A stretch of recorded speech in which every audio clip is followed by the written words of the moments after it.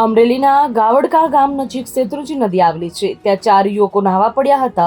શેત્રુંજી નદીમાં પાણી ઊંડું હોવાથી 4 યુવકો ડૂબ્યા હતા. આ ઘટનાને લઈને અમરેલી ફાયરને જાણ કરવામાં આવી હતી.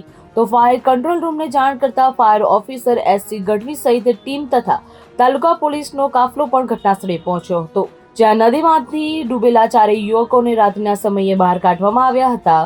યુવકોના મોતને લઈને આસપાસના વિસ્તારમાં અરેરાટી વ્યાપી જવા પામી અને પરિવારજનો પર આપ તૂટી પડ્યો છે.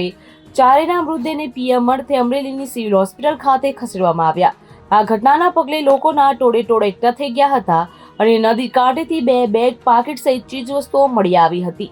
ચારેય યુવકો અલગ અલગ કામ માટે બપોરે અમરેલી ગયા હતા અને વળતી વખતે ગાવડકાની શેત્રુંજી નદીમાં નહાવા પડ્યા હતા. તેથી નહાવા પડતા ડૂબી જવાના કારણે તેમનું મોત નીપજ્યું છે.